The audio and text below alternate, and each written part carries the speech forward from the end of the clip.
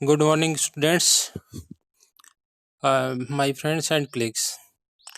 आज अपन शुरू करते हैं रासायनिक अभिक्रियाओं के प्रकार।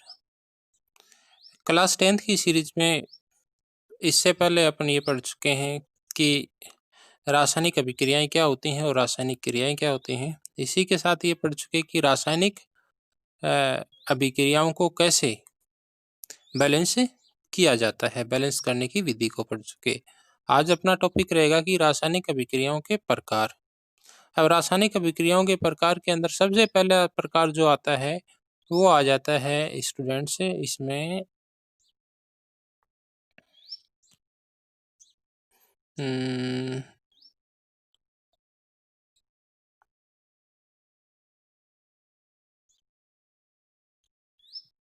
संयोजन प्रकार की अभिक्रिया। तो ये जो संयोजन प्रकार की अभिक्रिया होती है, ये इसमें संयोजन का मतलब होता है जॉइन। इसमें क्या होते हैं, दो कोई भी अभिक्रिया के दो भाग होते हैं, लेफ्ट हैंड साइड और right hand side. Left hand side में क्या करते हैं, रिएक्टेंट्स होते हैं और राइट हैंड साइड में प्रोडक्ट होते हैं। तो कोई भी दो रिएक्टेंट्स मिल करके किसका निर्माण करते हैं, प्रोडक्ट का निर्माण करते हैं। अभिकारक मिल करके और किसका निर्माण करते हैं, उत्पाद का निर्माण करते हैं। तो अभिकारक मिल करके उत्पाद का निर्माण यदि करते हैं और जब निर्मित होता उत्पाद तो कोई दूसरा पदार्थ यदि उससे नहीं निकलता है तो इस प्रकार की अभिक्रियाओं को संयोजन अभिक्रिया कहा जाता है। ये संयोजन अभिक्रिया इस प्रकार से भी हो सकती है, जैसे कि जल का निर्माण होना, हाइड्रोजन गैस वातावरण में है प्लस O2 गैस वातावरण में है, तो इन्होंने मिलकर के किसका निर्माण कर दिया, H2O का निर्माण कर दिया, तो जल का निर्माण हो गया। ये इधर तो क्या हो गए, रिएक्टेंट हो गए, ठीक है, अभिकारक हो गए, और इधर क्या हो गए, उत्पाद हो गए, यानी कि प्रोडक्ट हो गए। इस प्रकार से इसकी जो अभिक्रिया है जिसके अंदर दो या दो से अधिक अभिकारक मिलकर के एक उत्पाद का निर्माण करते हैं, संयोजन प्रकार की अभिक्रिया कहलाती है। इस प्रकार की संयोजन प्रकार की अभिक्रिया के अंदर क्या होता है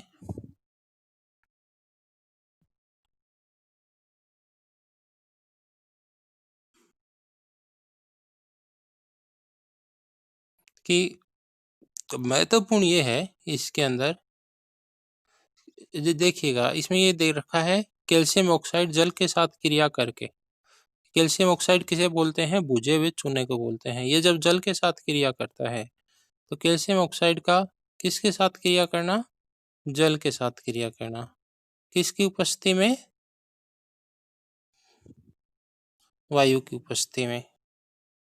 तो कैल्शियम ऑक्साइड जल के साथ क्रिया करता है वायु की उपस्थिति में, तो ये किसका निर्माण करता है, कैल्शियम हाइड्रोक्साइड का निर्माण कर देता है। और ये जो कैल्शियम हाइड्रोक्साइड होता है, ये कैल्शियम हाइड्रोक्साइड क्या होता है, एक प्रकार का, यहाँ इसको उत्पाद बोलेंगे। जो कैल्शियम हाइड्रोक्साइड मैंने येलो कलर से किया है ये उत्पाद है, और ये है इस साइड में, लेफ्ट हैंड साइड में कैल्शियम ऑक्साइड प्लस H2O, ये अभिकारक है। जब दो अभिकारक मिल करके किसका निर्माण करते हैं, उत्पाद का निर्माण करते हैं, तो इस प्रकार की अभिक्रिया क्या हो गई, संयोगात्मक अभिक्रिया हो गई, संयोगात्मक अभिक्रिया हो गई। क्यों, इसमें ज्वाइनिंग हुई है, किन की ज्वाइनिंग हुई है, दो अभिकारकों की ज्वाइनिंग इसके अंदर हुई है। ये अपन इसको ले लेते हैं। अब देखते हैं जब ये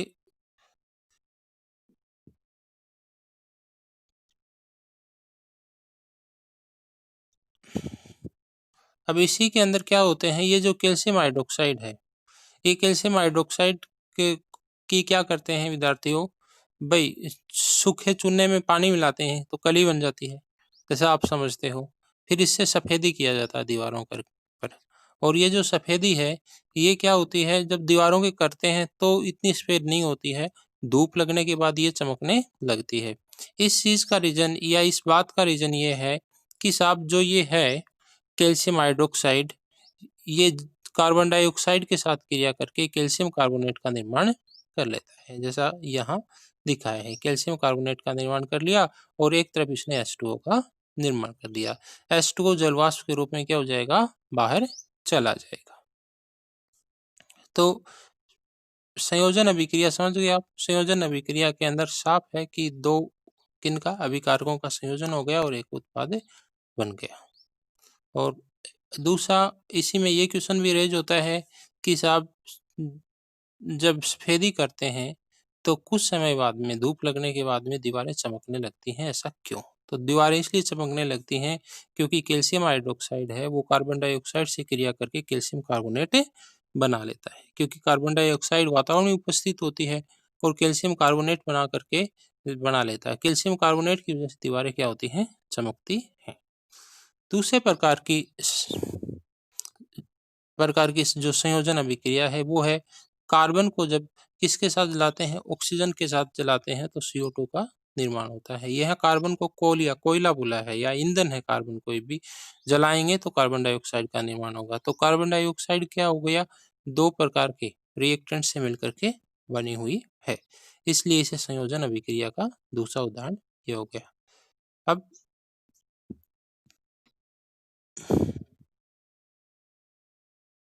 नेक्स्ट है, इसी के अंदर ही तीसरा है जल का निर्माण, जो मैंने आपको अभी बता करके आया हूँ सबसे पहले।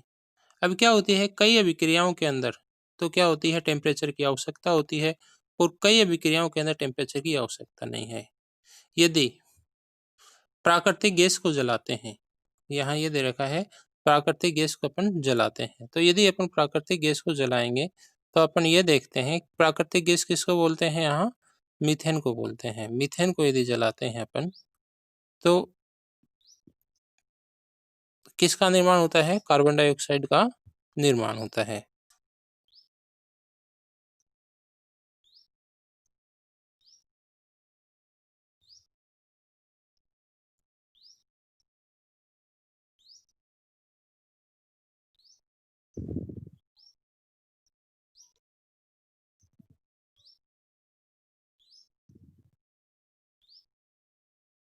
इसका निर्माण हो गया, मीथेन को जलाया तो किसका निर्माण हो गया, CO2 का निर्माण हो गया। और इसमें क्या निकल रही है, ऊर्जा निकल रही है। तो जब किसी भी प्रकार की रासायनिक अभिक्रिया को करते हैं और उसके करने के दौरान जब किसका निर्माण हो रहा है, तो उसके उत्पाद का निर्माण हो रहा है। तो यदि उससे क्या निकलती विद्यार्थियों, यदि उससे निकल रही है ऊष्मा निकल रही है, तो इस प्रकार की अभिक्रिया को अपन कह लेते हैं ऊष्माक्षेपी अभिक्रिया। जैसे भोजन करते हैं तो अपन को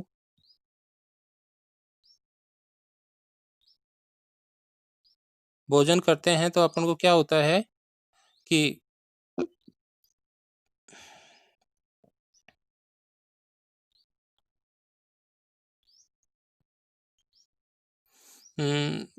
ग्लूकोज लेते हैं अपन भोजन के रूप में, और ग्लूकोज का क्या होता है, अपघटन होता है, जैसा कि इस रिएक्शंस के अंदर दिखाया गया है ऑक्सीजन की उपस्थिति में। तो कार्बन डाइऑक्साइड बनती है प्लस H2O बनती है प्लस ऊर्जा बनती है।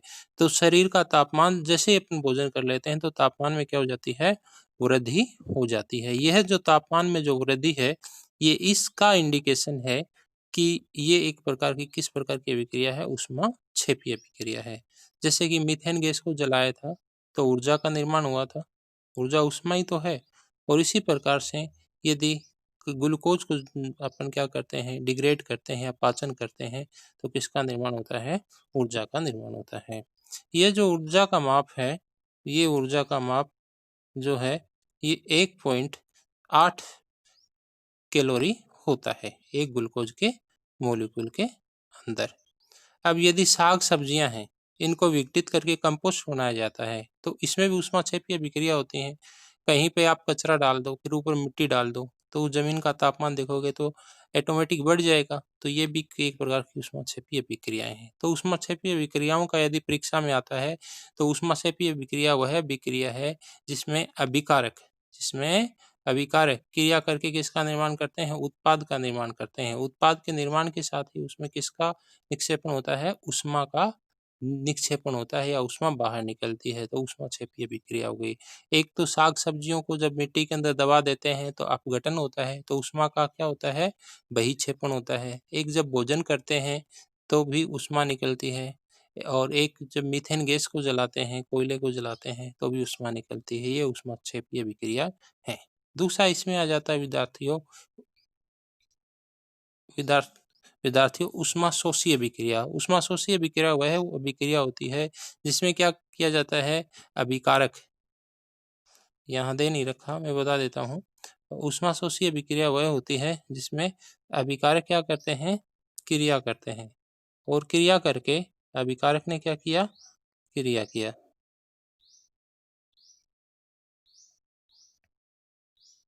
अभिकारक ने क्रिया किया। तो अभिकारक जब क्रिया करते हैं तो देखने को ये मिलता है, अभिकारक क्रिया करते हैं तो किसका निर्माण करेंगे, उत्पाद का निर्माण करेंगे। परंतु ये क्रिया जब होगी जब उस अभिक्रिया को तापमान दिया जाएगा, तो वो अभिक्रिया होगी। जैसे फेरस सल्फेट को यदि अभिक्रिया करवानी है तो उसको तापमान देना होगा, तब वो फेरिक ऑक्साइड के अंदर वो कन्वर्ट होगा। उत्पाद फेरिक ऑक्साइड जब बनेगा जब फेरस सल्फाइड को क्या करेंगे, तापमान में गर्म करेंगे।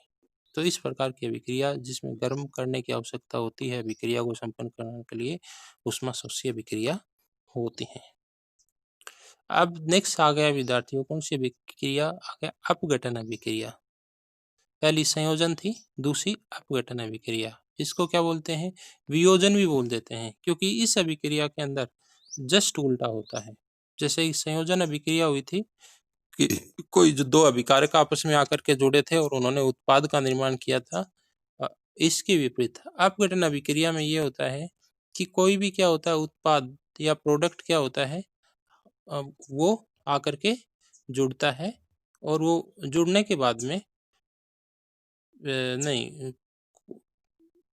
कोई भी अभिकारक है वो क्या करता है, ब्रेक डाउन होता है। वो ब्रेक डाउन होके एक से ज्यादा उत्पाद बना देता है। जैसे इसने फेरस सल्फेट ने क्रिया किया, ठीक है। जब फेरस सल्फेट क्रिया करता है तो ये एक प्रकार की विद्यार्थियों कौन सी अभिक्रिया, ऊष्माक्षेपीय अभिक्रिया भी है। इस अभिक्रिया के अंदर, और ये अपघटन अभिक्रिया भी है। इस अभिक्रिया के अंदर क्या ली जाती है, यहाँ दिखा रखी है, क्या दिखा रखी है, ऊष्मा दिखा रखी है। ऊष्मा की उपस्थिति में यह अभिक्रिया होती है और फेरिक ऑक्साइड का निर्माण करती है। साथ में सल्फर डाइऑक्साइड SO3 का निर्माण होता है। ये दोनों गैसें हैं, ये वातावरण के अंदर चली जाती हैं और फेरिक ऑक्साइड अपन को मिल जाता है। तो जब फेरस सल्फेट को किसके रूप में लिया, अभिकारक के रूप में लिया, तो इसमें से जो अभिकारक सिंगल था, परंतु इससे अपन 3 उत्पाद मिले। एक Fe2O3 मिला उत्पाद, दूसरा उत्पाद SO2 मिला, तीसरा उत्पाद SO3 मिला। तो वियोजन को ऐसे बता सकते हैं कि कोई भी बड़ा मॉलिक्यूल है अभिक्रिया के अंदर, बड़ा सबस्टेंस है, जब वो छोटे-छोटे सबस्टेंस के अंदर टूट जाता है, विघटन हो जाता है उसका, तो इस प्रकार की अभिक्रिया को क्या बोलेंगे, वियोजन या अ, अ, वियोजन प्रकार की अभिक्रिया बोलेंगे। और इसका उदाहरण है 2FeSO4 को जब टेम्परेचर दिया जाता है तो Fe2O3 के अंदर वो बदल जाता है, प्लस SO2 और SO3 दो गैसें हैं वो मुक्त होती हैं। ये है। कैल्शियम कार्बोनेट को जब गर्म किया जाता है ऊष्मा की उपस्थिति में, तो वो कैल्शियम ऑक्साइड में टूट जाता है, प्लस CO2 के अंदर टूट जाता है। ये भी एक प्रकार की कौन सी है, ऊष्मा क्षेपीय अभिक्रिया है, नहीं, ऊष्माशोषी अभिक्रिया है। और एक किसका उदाहरण है, अपघटन का है। जब अपघटन होते हैं तो कब होगा, जब उसको टेम्परेचर दिया जाएगा। तो ये किस अभिक्रिया का है, वियोजन अभिक्रिया का उदाहरण है। तो अभिक्रियाएं दो प्रकार की हो गई, पहली कौन सी होगी, संयोजन अभिक्रिया, और दूसरी कौन सी होगी, वियोजन या अपघटन अभिक्रिया, जिसको आप अच्छे से समझ गए होंगे। संयोजन में तो साफ सी बात है, साहब दो क्या करते हैं, रिएक्टेंट मिलते हैं और सिंगल प्रोडक्ट बनाते हैं। संयोजन हो गया, जुड़ गया, तो रिएक्टेंट उत्पाद है वो क्या बनेगा, एक बनेगा। और अपघटन अभिक्रिया है, उसमें क्या होंगे, रिएक्टेंट तो क्या होगा, सिंगल होगा, अभिकारक तो क्या होगा, अकेला होगा, उसको ऊष्मा दी जाएगी तो वो टूटेगा, और एक से ज्यादा अधिक किसमें बनेगा, उत्पाद का निर्माण होगा। ये वियोजन प्रकार की अभिक्रिया हो गई। कहीं कोई डाउट नहीं है, संयोजन की जस्ट उल्टी होती है, ये वियोजन अभिक्रिया होती है ये। अब ये एक एक्सपेरिमेंट्स है, एक्टिविटीज है, सिंपल सी एक्टिविटी है, इस एक्टिविटी को देख लेते हैं। एक प्लास्टिक का मग लीजिए, इसकी तली में 2 छिद्र करके रबड़ का डोट लगा दीजिए और इस छिद्रों के अंदर इलेक्ट्रोड डाल दीजिए। डाल दिया साहब आपने, इलेक्ट्रोड ऐसे डाल दिया। इन छिद्रों में 6 वोल्ट की बैटरी से जोड़िए। अब इनके इलेक्ट्रोड्स को 6 वोल्ट की बैटरी से एक तरफ नेगेटिव और एक तरफ पॉजिटिव से जोड़िए। मग में इतना जल डालिए कि इलेक्ट्रोड उसमें डूब जाए। जल में तनु सल्फ्यूरिक अम्ल की कुछ बूंदें डालिए।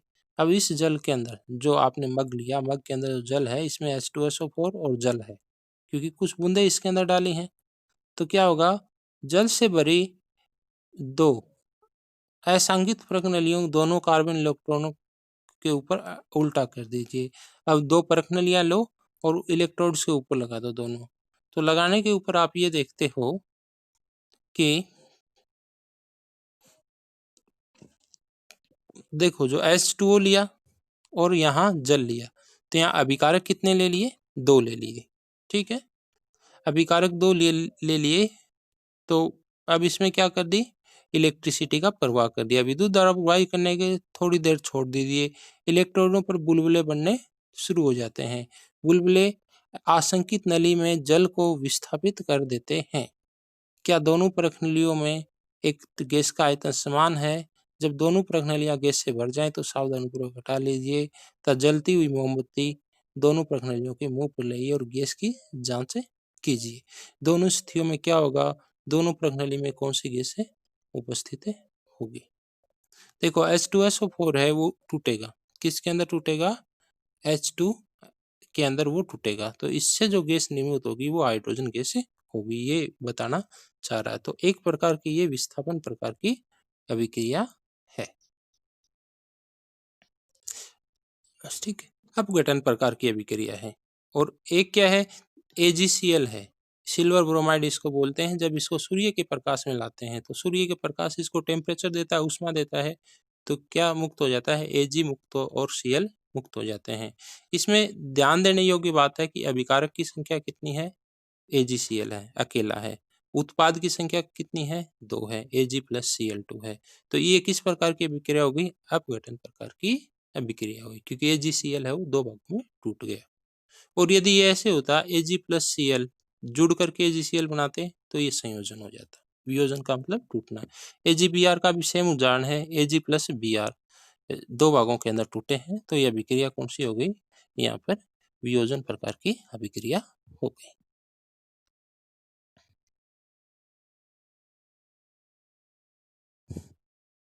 अब कुछ एक प्रश्न है, ये इसमें ये दे रखा है कि किसी पदार्थ के अक्स के विलयन का उपयोग सफेदी करने के लिए होता है। अक्स पदार्थ का नाम दीजिए। अक्स का विलयन है, अक्स के विलयन, अक्स के विलयन किसका विलयन है, कैल्शियम ऑक्साइड का विलयन है। यहाँ पर पढ़ के आए ना अपन, कैल्शियम ऑक्साइड प्लस H2O, सूखे चूने में पानी मिलाएंगे तो वो क्या बनेगी, कड़ी बनेगी। तो अक्स यहाँ क्या है, कैल्शियम ऑक्साइड है। नंबर 2 क्या बोल रहा है, फर्स्ट में लिखे पदार्थ अक्स की जल के साथ अभिक्रिया बताइए। तो अक्स की जल के साथ जब अभिक्रिया करते हैं तो अक्स की जल के साथ अभिक्रिया ये है,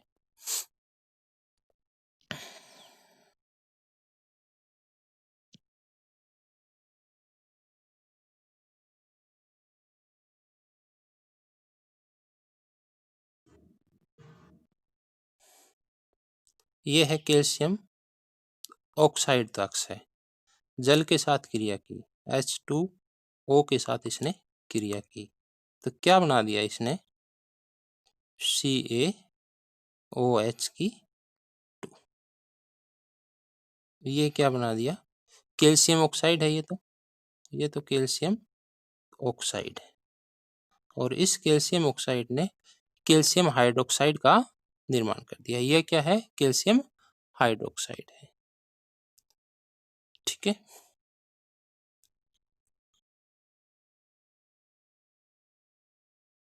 तो इस प्रकार से ये रिएक्शन है ये हो गई। अब है विस्थापन अभिक्रिया। विस्थापन अभिक्रिया के बारे में अपन कल पढ़ेंगे। आगे देखो क्या-क्या बचा है अपने इसमें।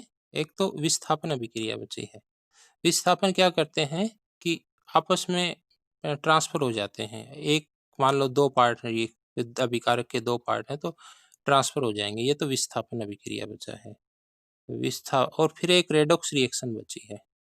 ये 2 टॉपिक इसके अंदर बचे हैं। फिर प्लास्टर ऑफ पेरिस है। तो 2 दिन में ये चैप्टर अपन क्लियर करवा देंगे या कल करवा देंगे।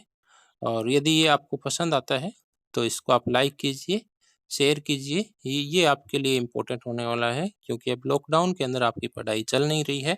तो मैं तो आपको यही कहूँगा कि मेरे साथ पढ़ते रहिए, शेयर कीजिए, लाइक कीजिए। मैं नए-नए सॉफ्टवेयर में जा कर के नया-नया कुछ करने का कोशिश करता रहता हूँ ताकि आपको कुछ नया मिले।